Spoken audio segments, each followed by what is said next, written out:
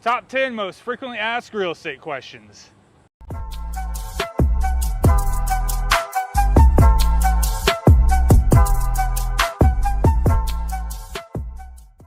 That's right, today we're going to go over the top 10 most frequently asked real estate questions by everyday people just like yourselves and ourselves. There's no question that's too big, too small, no stupid questions. So if you do have any that we don't cover in this video, make sure you drop a comment below. Don't forget to like, subscribe, and follow. And here we go. All right, so number one, what is the first step in purchasing a home? And that is to get pre-approved. So reach out to a lender. If you need us to put you in touch with one, we're happy to do so. We have a couple great ones that our past clients have used.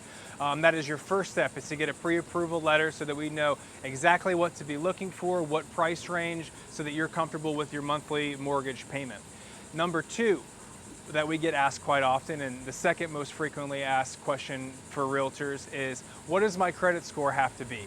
So if you have a credit score somewhere in the 600s, you're typically able to get approved for a loan. If you're somewhere there, you're in the lower range, reach out to us. Like I just said before, we do have lenders we can put you in touch with to see if we're able to get you pre-approved. Do not count yourself out until you've talked to somebody.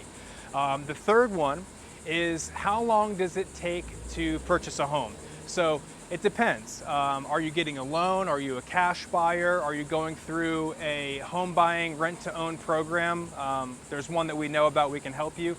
If you're paying cash for a house, usually you can close in as quick as a week or two, as long as you get the title work back from the title company, the seller's providing you clear title on the property, and you do the inspections that you're interested in. If you are getting a loan, typically it's 45 to 60 days. It really just depends on how far you are in the process, how many of the documents you've given to your lender that they need, and that really is the only things that depend. So anywhere between 2 weeks and 60 days is how long it typically takes. All right, and rounding up to number 4 for our top 10 most frequently asked real estate questions is, how much money do I need for a down payment for the house? So right now the national average is about 11% for that down payment.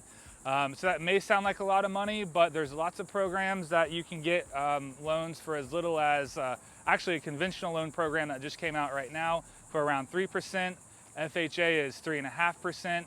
You also want to make sure that you're factoring in what you're going to need for closing costs as well, which is usually roughly another 3%. Talk to Tim and I, because there are down payment assistance programs and other programs out there that can help you with closing costs and other fees that are associated that you'll need in addition to just your down payment. So going on to question number 5 that we get asked a lot is, how much do you have to pay a real estate agent to help purchase your home or to sell your home? So this is going to be a 2-part answer. If you are currently in the market to be purchasing a home, you pay your real estate agent that is representing you as a buyer's agent $0. That money is going to come out of the seller side of their net profits. So you don't have to worry about paying your real estate agent that's helping you purchase the home anything. So it's a great benefit to you as a purchasing client to have somebody representing you, and they're representing you at no cost as well. Now, if you're on the selling side, it's going to be about between 5 to 6%, depending where you are. Right now, that's going to be about the national average is on that 5 to 6%. You're going to pay that. If your selling agent is able to procure both the buyer and the seller, then they'd get the total 6%, depending on what you negotiated or agreed with them. And if they brought somebody else, or if another buying agent came to the table, then they would split that. They would get 3% as the selling agent, and then the buyer would get the other 3% as the buying agent. Moving on to number 6 is, we get this one asked so many times, especially for new home buyers, and it's, how many homes should I look at before I decide to purchase a home?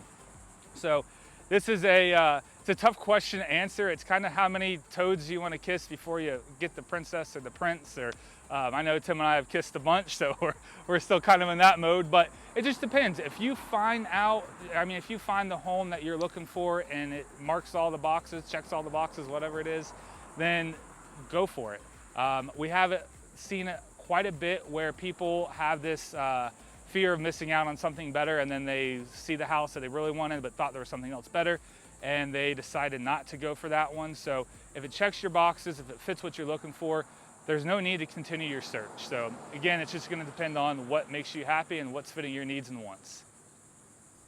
All right, so number 7, should I get a home inspection on my property?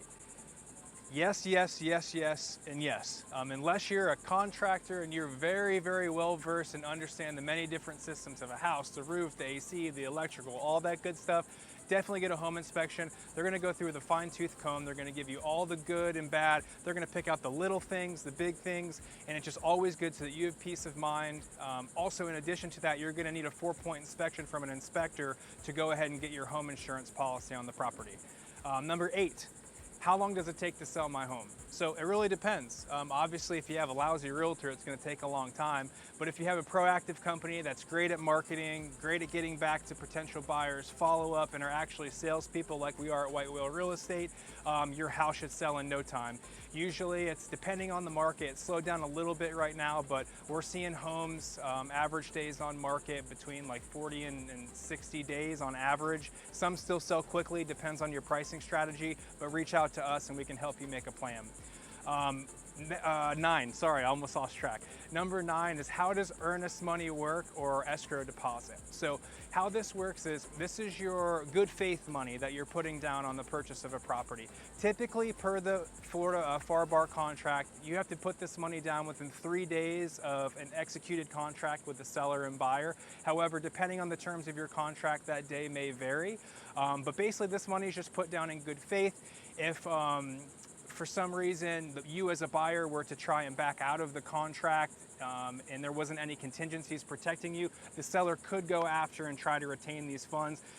Again, another good reason why you should have a good real estate company and brokerage that's watching out for your back, who's going to pay attention to these timelines, make sure that your investment is protected, that you're getting home inspections, and that the money that you put down is going to be protected. And the final one, big number 10, is going to be, what's number 10? Hold on a minute. Oh, should I do a final walkthrough? Number 10, final one, final walkthrough. Yes, you absolutely should do a final walkthrough. Doesn't take long. Usually we do it the morning of the closing, or we'll do it the evening before if we know the property is going to be vacant.